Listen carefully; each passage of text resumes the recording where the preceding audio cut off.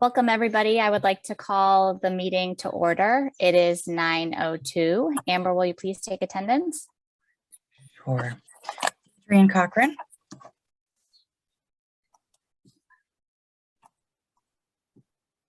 Adrian, you're on mute, but I see you. I waved. I figured that was a universal. Okay. Daryl has not yet joined us. John Scott has not yet joined us. Mike Soltis. Here. Thank you. And Holly Williams. Present. Thank you. We have a quorum. We can go ahead and get started. I would like to thank everybody for joining us this morning, and if there's any of members from the public for joining us as well. We're going to ask the committee for a review of the March 25th, 2022 minutes and call to approve. Motion to approve the minutes of the March 22nd meeting. A second? Second. Thank you. All in favor? Aye. Any opposed? I will abstain because I wasn't present at that meeting. And so the motion carries. Next, Wild Fig Partners, would you please introduce yourself for the record and provide us with the private plan actuarial analysis?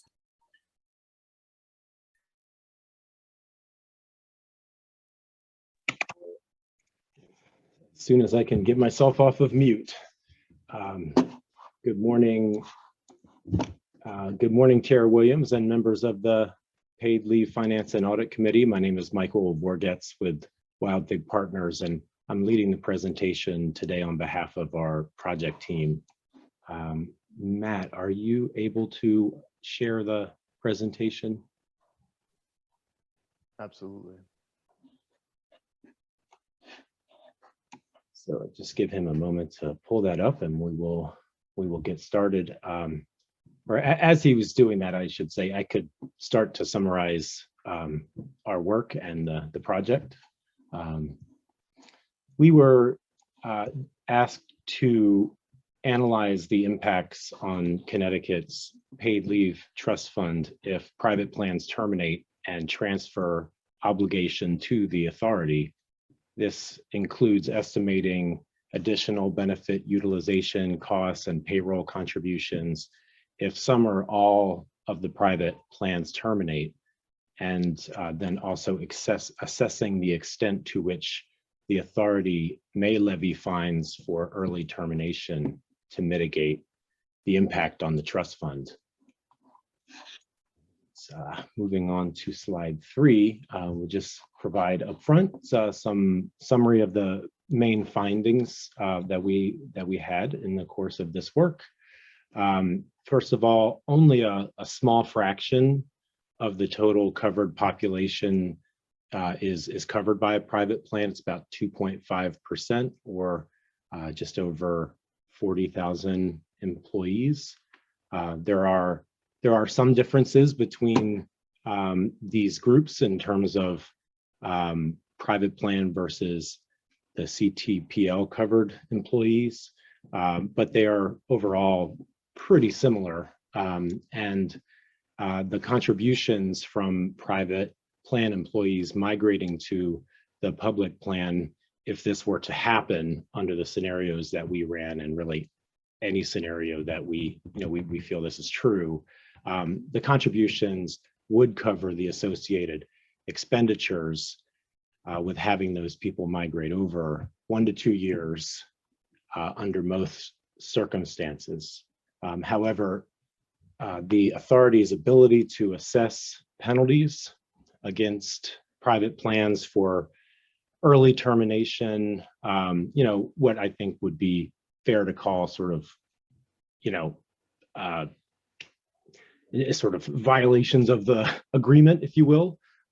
If penalties were assessed, that time frame for recovering the impact would become a lot shorter.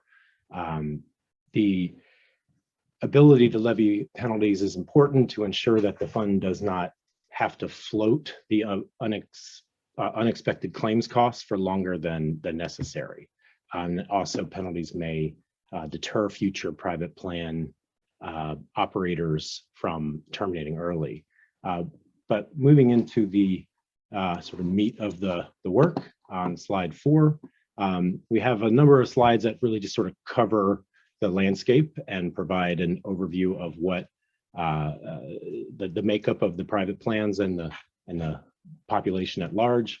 On this slide, we show that out of the roughly 1.6 million covered employees in Connecticut, about 2.5% are in a private plan. On the next slide, this slide shows a breakdown of private plans by the general industry category. And it's, one thing it's worth noting is that the largest number of private plan employees is in the financial activities area, which includes insurance, real estate, sort of your general financial sector. And one of the smallest populations in private plan is in the education and health area, which is actually the largest group in the system in general. On the next slide. So what we are presenting here are the estimated approved claim rates by industry. And we feel it's important to present this to show that overall the industries are, they're different, but they fall generally between 4 and 5.5% in our estimation, meaning out of the population of people in that industry who would be covered, you could expect about 5.5% in the education and health services area to have an approved claim in a given year.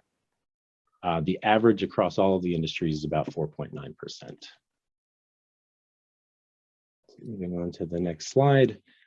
This similarly breaks down by industry, showing the average claim costs for a claim filed by an employee from the various industries.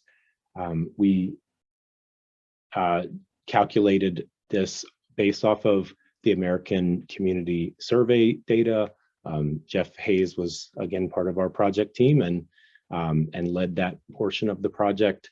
And we feel it's important to convey that these average claim costs are the expected claim costs in the CTPL system. We're not projecting how much is being paid or how many claims are occurring currently in these private plans, because the private plans may have different terms. They could be more generous than the public system. They can't be less. But what we're showing is, what we would estimate to occur if an employee comes into the system, whether they're from the private plan or somewhere else, based on this industry. Moving on to slide 8. This is just showing the breakdown of total number of plans and covered employees by industry, and just showing that the largest number of plans is in the professional and business services industry, but the largest number of employees is in who are in private plans is in the financial activities area. Moving on to slide 9. So here we're showing expected annual approved claims. Again, this is broken out by each population, what we would expect, sort of hypothetical, but I think it's also reliable if private plan employees were in the public system. So out of the roughly estimated 77,400 claims in the public, under the public plan, there would be about 1,950 that could be expected from the private plan employees, which similarly lines up to the total breakdowns of about 2.5% of employees are in private plan, and they actually calculated to make up about 2.4% of the claims. So that seems aligned. Moving on to the next slide, slide 10. What we are presenting here is as two graphs to show what some differences in these two populations. So first, on the left, the claims per 1,000 employees in the private plan, slightly lower than in general. And then on the right, we're showing that the average benefit cost is higher in the private plan, but or would be expected if they were to migrate over. The claims from that population would be a higher value claim by about $400 on average, but not an extreme difference, and that mainly can be explained by the industry sectors that make up private plans. On slide 11, we developed 3 scenarios, again, very much hypothetical, and not that we expect that these scenarios would occur, but more so just to kind of test the system and see what would be expected if a given number of currently private plan covered people migrated over. And each scenario is really based on the idea that, you know, these private plans, when they are in effect, they cover the people in the plan, and if they were to terminate, whether it's on schedule or early, it would be prospective claims coming into the system that would be the impact on costs to the fund, and that also would mean contributions would be coming in at the same time. So this slide 12 just summarizes the 3 scenarios. The first scenario is all, for whatever reason, again, not that we expect this to happen, I think it's very unlikely, but if all private plans were to terminate for some reason, what would happen? And we will get into that a little bit more in the next couple of slides. The second and third scenarios are just a different sort of partial cut of sort of choosing, okay, let's pick some self-funded plans, let's pick some fully funded plans and see what those scenarios look like, and we can share that detail in just a moment as well. On slide 13, so this slide, I understand it, we're sort of throwing a lot of numbers out here, and we'll sort of distill it down a little bit on the next slide. But what I think is important to show here is that on the left side of the screen, again, you have about 1,950 expected annual claims.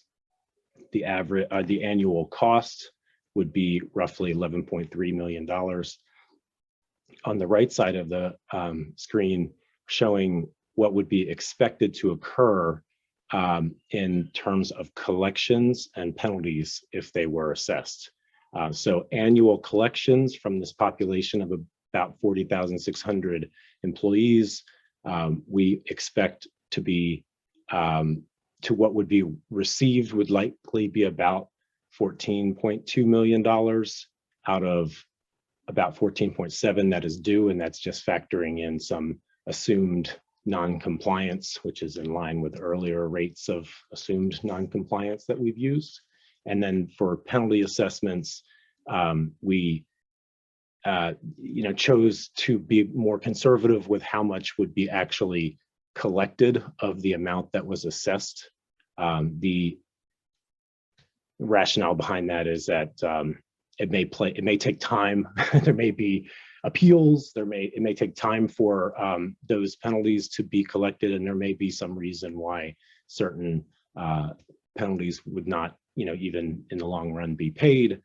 So we just felt like it'd be better to be conservative with that estimate, and also just a little bit behind the penalty assumptions in the regulation of private plans. The authority has the ability to assess penalties between 200 and 400% of collections as expected in a given quarter. And I know Aaron can correct me if I got any of that wrong, but we built it into our calculation correctly, I'm sure of that. So, and we just sort of estimated what between that 200 and 400%, sort of randomly assigned it to these different private plans to come up with what penalties would be assessed and collected.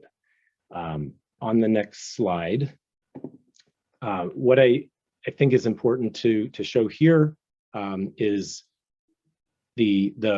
on this line graph, the solid line is the trend line over say about 18 months or so. And what we are showing is that without assessing penalties, the fund can certainly sustain. It's not a solvency issue, but there would be a significant period of time in which expenditures would outpace collections if this migration of private plan employees were to occur. And if penalties were assessed, even collected at only 50% of the assessed total, that should very quickly mitigate the impact on the fund. So if we move on to the next slide, what we're showing here, it really is the same chart as the last one, except we added the two other scenarios. And what is important to show with these varying scenarios is that the pattern is the same. Without penalties, which you can see on the left, in each scenario, the hit starts right away in terms of expenditures for approved claims. The contributions begin to come in the quarter following the migration of employees into the system. And over time, the contributions will catch back up and exceed expenditures in our projections. But it takes longer if penalties are not a part of the equation. So on slide 16, again, we're concluding here that the private plan employees are such a small fraction of the total employment covered employment population that it's just not large enough to significantly impact the fund, even in the worst case scenarios. There are differences between private plan employees and the covered employees by the authority currently, but they're not meaningful, and they're not meaningful enough to make any to sort of swing the fund in a undesirable or unexpected direction. The contributions that would be assessed to those private plan employees if they were to migrate over are sufficient, more likely more than sufficient to mitigate the impact, and that the penalties, if chosen to assess, and not necessarily in all cases, but in cases where appropriate, those penalties would likely ensure that the fund remains sort of unaffected in the shorter term by the event of some or all private plan employees moving over for whatever reason. So on the next slide, I just wanted to say thank you to Andrea and team and the committee today, the board, for the opportunity to collaborate on this work. And we are happy to answer any questions that you may have. Thank you very much. That was very informative. Does anybody from the committee have any questions that they'd like to pose? This is Mike. I have a question. Thank you, Michael, for your presentation. I assume all the other paid leave programs around the country offer the option of private plans, or at least some of them do. do you have any insight as to how they handle this situation? I mean, do they have penalties? What are the penalty amounts? Do you have any insight on that? I haven't done a lot of research on that. I think the experience, I mean, paid family leave systems are a relatively new agency in governments. You know, unlike unemployment, which has been around for a long time, in many states that have been, or in states that I'm aware of that have offered family medical leave insurance for, you know, the legacy states that have been doing it for a while, they either do not have a private plan option, or if they do, it's not heavily utilized, which has been the case in California. You know, your neighbor Rhode Island is not really part of that discussion because they don't allow it. But I'm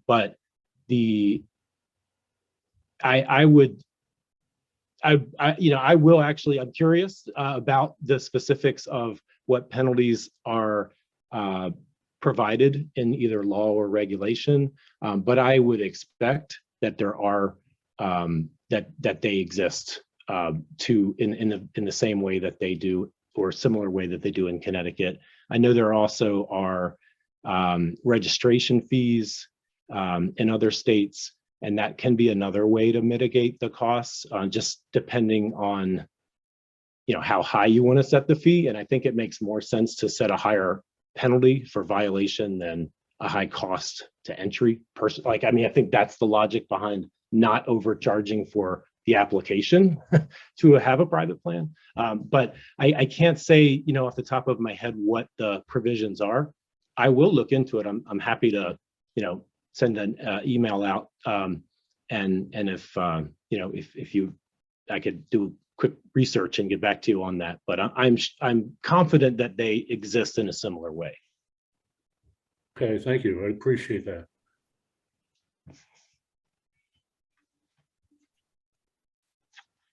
Any other questions for the Wild Fig team?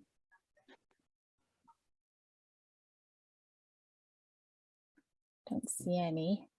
Thank you for your presentation. That was very informative. We're gonna move on in our agenda today, and Dave, you're up next to provide us with an overview of the budget spending to date. Okay, thank you, Holly, and good morning, everybody. Thank you for joining us today. It's my turn to share the screen. Can everybody see it? Yes, we can. All right, fantastic. Thank you. Okay, so we're going to go over the month of March this morning. And for the month of March, the authority spent $883,000 for the month. Significant categories of those expenditures were $440,000 on salaries, benefits, pension, and taxes, $136,000 for our outreach efforts, $134,000 from bond funds for the employee contribution system, $125,000 for our contact center, and the remaining balance of $48,000 was on various other expenditures. For the quarter ended March 31st, we are ahead of budget by $653,000. And year to date, we are ahead of budget by over $1.5 million. Cumulatively through inception, we have spent over $23 million, $10 million in the current fiscal year. Again, significant expenditures for that include the employee contribution system at 8.4 million, salaries, benefits, and taxes at 5.6, post-production support of almost 2.2, work on the claims and benefits system of $2.1 million, $2.2 million for our support teams, and $845,000 for our outreach efforts. Again, we are ahead of budget from inception by over $16 million. It's primarily driven by the less than expected money we spent on bond funds. And like I mentioned, we're also ahead of the game in terms of our operation budget. Oh, I just X'd it out. Okay. Speaking of bond funds, so it happens when you click the button too fast. For bond funds, we have spent $10.7 million to date on bond funds. We still have $12.2 million allocated. Of that, we have about another $500,000 that we intend on spending in the future. So we'll have about a little over $1 million left of bond funds left to spend. This month, like I mentioned, the bond funding money was spent about $134,000 for the employee contribution system and another $29,000 for bonds. Moving on to contribution activity for the month of March. Contributions came in at $860,000. $23 million was spent on benefit payments, and another $1.9 million was spent for administration of those benefit expenses to AFLAC, and $638,000 for seed repayment. We paid the seed repayment twice in March. If you remember from last month, we coded the February one on March 1st instead of February 28th. So we had two for March instead of one in March and one in February. Quarter to date, we are ahead of budget, both in terms of contributions and benefit payments. Cumulatively to date, we have received, to the date, March 31st, we have received contributions of over $396 million. I am pleased to report that we did break the $400 million mark in the month of April, and as of the 20th, we have received $404 million contributions to date. The fund, as of the end of March, has almost $317 million in it. And again, we are ahead of budget, both for contributions and for benefit payments. And speaking of benefit payments, the actual benefit payments to date through April 16th are $50 million. And that doesn't include the $20 million for the deposit that we had made late last year. In terms of where we expect to be by the end of the year, we do expect to be ahead of budget operationally by over $2 million. We expect to be at about $13 million compared to the budget of $15 million. The main drivers of those remain positive variances for grievance adjudication, staffing expense, temp expense, occupancy, and payment processing fees being the main drivers of that positive variance. In terms of contributions, we expect to be at about $232.5 million. That doesn't include the $20 million deposit that we do have at AFLAC. We expect to have about $412 million of contributions at the end of the fiscal year. Benefit payments, we are still using the actuarial assumption of over $250 million for benefit payments. As it's still early in the process, and we're still working through benefit payments. But as we get closer to the end of the fiscal year, we will revisit that number if we believe that we're not going to reach it by June 30. Those are our results for the end of March. Does anybody have any questions? I have one quick question. I just wanted to confirm, did you say these figures are net of the $20 million deposit that AFLAC has? Yes, yes, Okay. this is, yes. Yes. All right, I thought I heard you say that. Thank you. Yes, you're welcome. Well, just to clarify, Holly, it's included as a payment out in this number. Okay. Okay. Yeah, that makes Okay. more sense. But it's really like left pocket versus right pocket, but that's just how we're showing it on this schedule. Okay. Right. All right. Anybody have any other questions? Okay, thank you. All right, so I think we'll move on and transition over to a discussion of our budget for the fiscal year 2022-2023. And Dave will lead us in that discussion as well. Okay, hello again. All right. Let me share my screen. Okay, everybody can see? Yes. Yep. Fantastic. Okay. Okay, this is an update on the proposed budget that we shared with everybody last month. Just as a reminder, there's 3 components to the budget: operations, bond money, and contributions. We did have some updates internally to the operating budget as we got some more updated information. So we'll share that with you. The bond budget is the same, and the contribution budget had an adjustment to the opening balance, but the assumptions between for the activity for that fiscal year were the same. Let's start with the operating budget. So the operating budget, we had 3 significant changes to the budget since we last met. There is an additional $251,000 of staff expense for a couple of IT positions that are now budgeted to start at the beginning of the fiscal year instead of the middle of the fiscal year. So all in, including salaries, benefits, taxes, et cetera, that would be a $251,000 effect. There were also some smaller adjustments. The contact fee is expected to go up by about $5,000 or roughly 3% as of November 2022. So that's a $40,000 effect.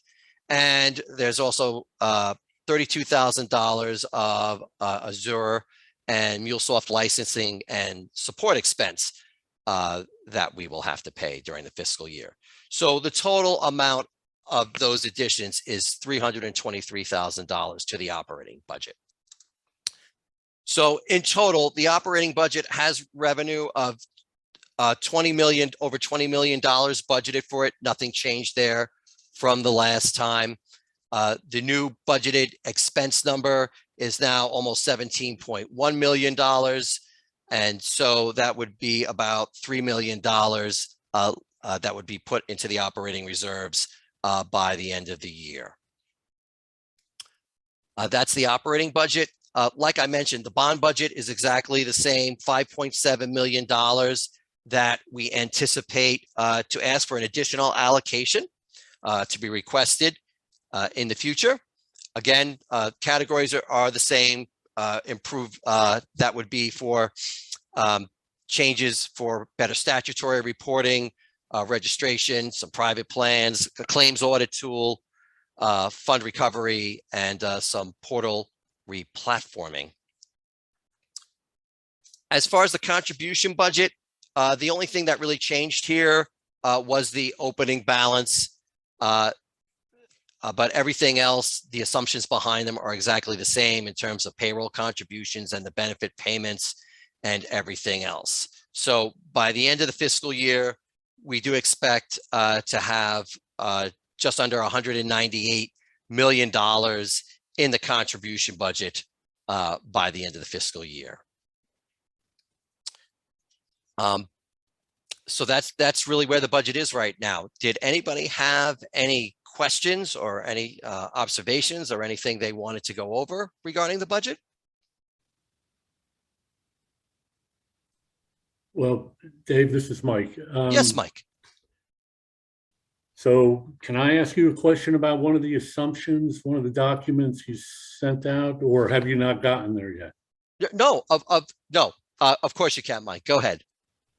Okay, there's an entry for the expenses, and this is salary adjustments that talks about non-bargaining union employees who did not receive fiscal year ending 22.3%. Which document are you looking at, Mike? your assumptions, significant budget assumptions for the operating budget. Okay, let me go there.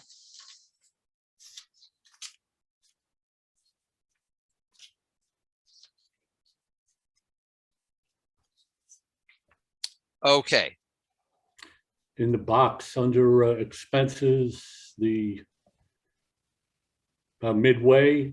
yes. So what is FY fiscal year end, obviously? What is the 22.3%? Oh, no, that's not 22.3%, Mike. I'm sorry. That is fiscal year ending 2022. And the increase is 3%. Do you feel Got better you. now, Mike? I feel better. Thank you. Okay. I Okay. won't So, tell you how much time I spent trying to figure that out. okay. No worries. Easy answer. Any other questions? Yes. How many additional headcounts? And I'm looking at your schedule for staffing. But if Yes. you could summarize how many additional headcount we anticipate in the next fiscal year? The additional headcount would be from the beginning of the fiscal year to the end of the fiscal year would be 5. Primarily IT driven.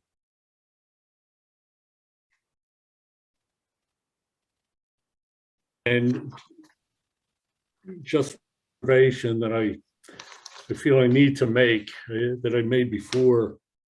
And I know the authorities focused on this, but with roll-up costs of 90%, which to me is obscene. If there's any options to viable options to outsourcing something other than adding to staff, I just think we should make every effort to avoid that additional 90% roll-up. Mike, I hear you loud and clear, and we're very cognizant and aware of that. But actually, as you might be aware, like IT expenses are on the higher side, as high as they've probably ever been right now.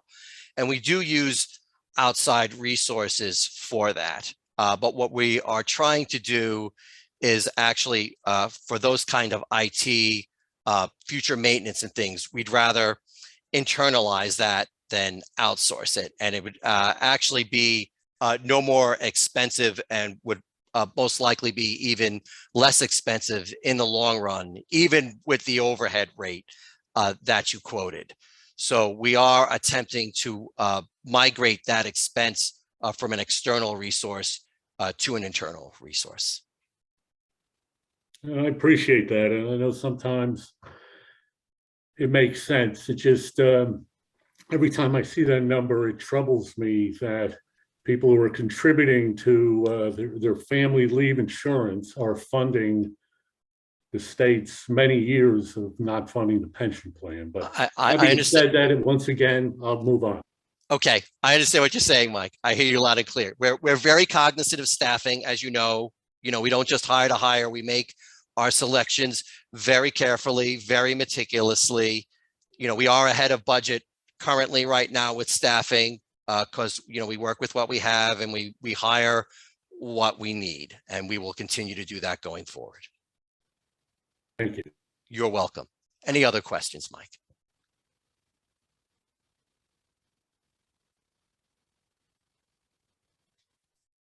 Mike, did you have any other questions? No, I did not. Oh, okay. Does anybody else on the committee have any questions?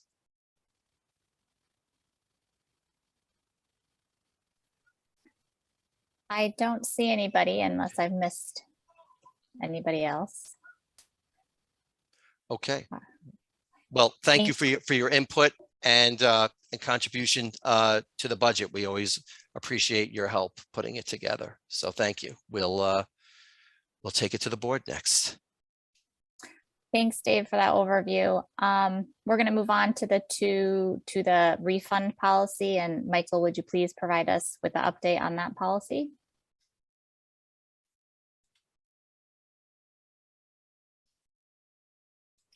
Oh, Michael, we can't hear you.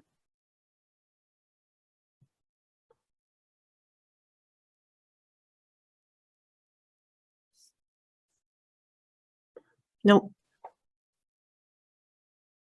It's that headset. You need a different one. Can you hear me now? Yes. Yes. But I can't hear you. This is wonderful. How about now? Yep. Excellent. I can hear you. Okay. All right. Hopefully, good morning, everybody. Hopefully everyone received the draft text of the policies from Amber, I think earlier this week. They're relating to the policies for requesting refunds from the authority for contributions made to us. There was one policy for employees and then a separate policy for employers requesting refunds. The hope would be that these eventually would be adopted and placed within the consolidated policy document, as that is where we tend to put most of the items that refer to how we interact with the public, how the authority and the public program interact. Today's discussion is meant to ask any questions, refine the process if necessary, both the process for refunds, but also maybe the way we describe it in the policies. Either one is kind of fair game for this conversation. Before we share with the greater board in order to post for notice and comment and officially adopt the policies. I'd be happy to walk through the actual text of the policies, though obviously I don't want to occupy too much of anyone's time if that's not necessary. At a very, very, very high level, the idea is it's up to the individual requesting the refund to come to us asking for the refund, whether it's an employee or employer. Depending on the reason for the over contribution, there's certain documentation necessary or questions that need to be answered and provided to us. Once we receive all that information, the authority can render a decision and refund the money if appropriate. Hopefully it's relatively straightforward. As I said, I can go into more detail if necessary, but I'll kind of open it up at this point if the committee had an opportunity to read the policy or have any questions or thoughts, or if we think it's ready to kind of be shared with the larger board.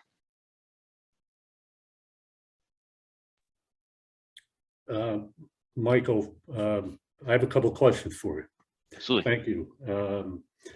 So I'm just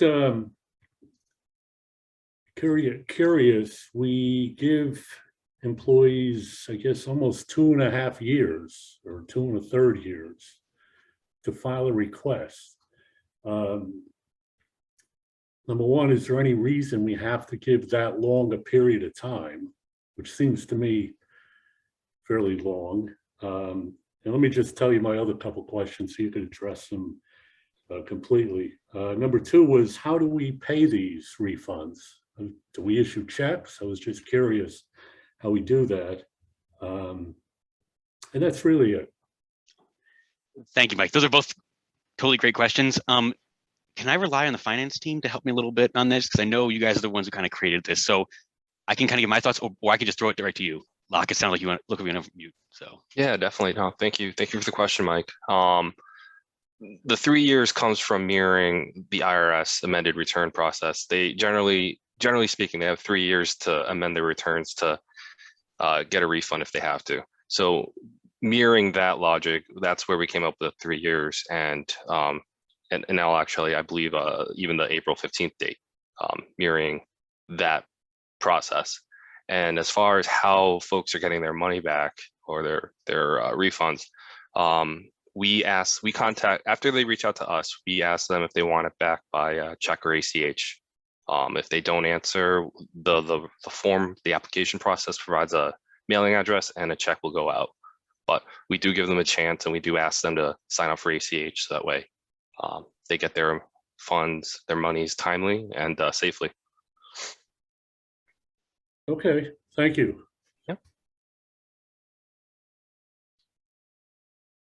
Can I ask a clarifying process question? absolutely. Absolutely. And I apologize that I don't know this, but if there's crossover in a year between a public and a private plan, does Connecticut paid leave have the ability to adjudicate between who may or may not owe a refund to the individual, or does the individual have to provide substantiating evidence that the paid leave authority has the liability to provide the refund? Does that make sense? Yeah, that's a fantastic question. And we're in the process of adopting a policy right now. I believe it's in the notice and comment period for the public comment. essentially saying that the public plan will use its own, determination of wages received under an employer participating in public plan, and those are the factors that we will consider, and that any wages earned under private plan contributed towards the private plan would not factor into the employee's ability to get a refund from us. Did that answer the question? Yeah, that answers the question. Thank you. You're welcome.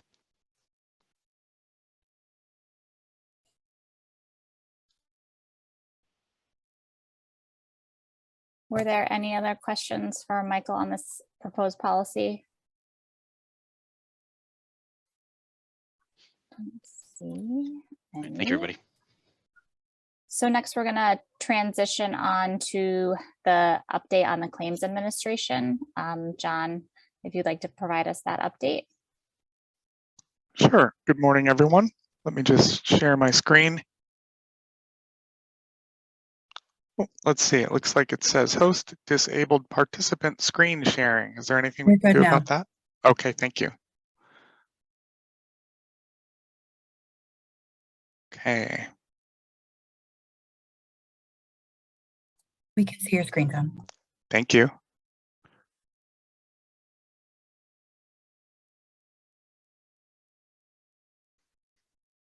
Okay, so just an update as of data is as of yesterday. So claims filed as of 4/21 is 34,228 for intake. We've kind of reviewed some of these at the board meeting last week, and these are the monthly figures here. Currently through 4/21 in April, we're at 4,760. And then claims by reason, still the employee's own illness or injury is certainly the largest category amongst all the rest, and childbirth and bonding is closely following those, and then care of a family member and the other associated categories are substantially lower percentage.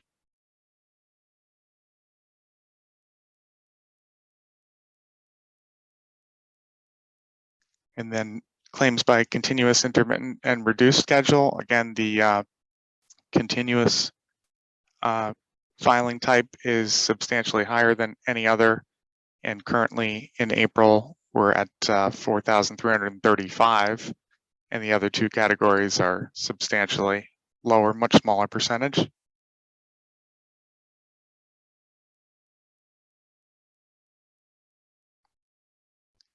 Claims by age group, I did separate this out. We've got our data that comes in under the generation labels, but we've found that to be not too helpful of a marker. So I converted those back to the age ranges at which they are represented. And so by age range here, you can see the 14,000 claims for 26 to 41 and 7,300 claims for 42 to 57.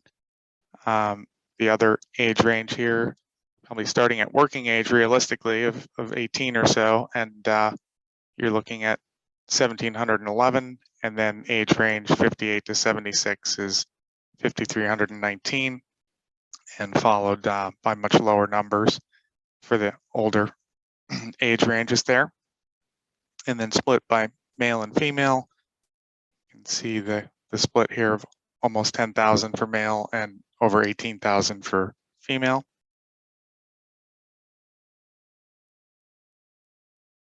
And this is the same breakdown you saw the other day at the board meeting. And this is the top 10 towns for utilization. And we do calculate that out by claims per 10,000 residents to kind of give you a better sense of where those claims are being filed on a per capita basis. And then the approved to date by leave reason. Once again, you can see employees' own illness is the largest component there, and then followed by bonding and pregnancy and care of a family member.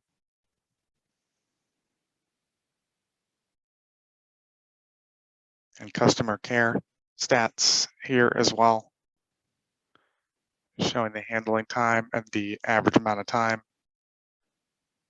hold time, talk time, and after call work time related to claims. Communications. And that concludes the claims presentation. Anybody have any questions on that? I have a quick question. Do you guys Sure. ever look at claims, claim statistics across industries? We don't currently have that breakdown. The data points with regard to employer are something that we could capture. We don't get that as a download at this point, Holly. However, it is something we could look at moving forward to obtain that information from the third-party administrator or ask them to provide that on our data feed as well, if we wanted to do that type of sorting. Okay, thank you. I was just You're welcome. curious how the split looked across different types of industries, but The one other thing I would mention this morning is just related to a couple of efforts we have underway with respect to outreach and informing claimants up front in our kind of continuing efforts at providing more information for claimants to file successfully. We do have a couple of efforts underway with outreach and engagement and operations to develop a common errors to avoid when filing your claim section on our website in order to attempt to inform claimants prior to filing about the requirements and potential issues that they could run into before they file, in order to try to reduce those kind of errors and omissions type problems that we've been seeing on the back end.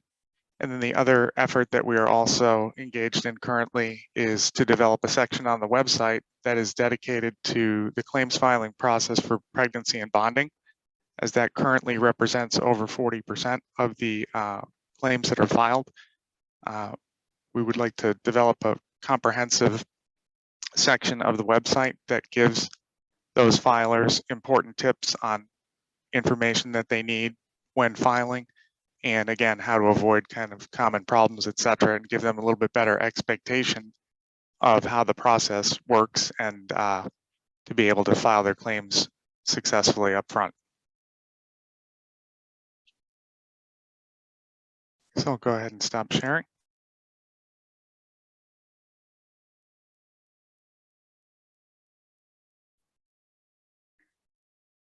thank you, John. Does anybody have any questions with regards to his presentation this morning?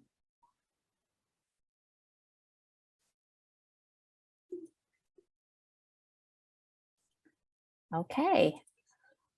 So is there any old business that anybody would like to discuss? Here.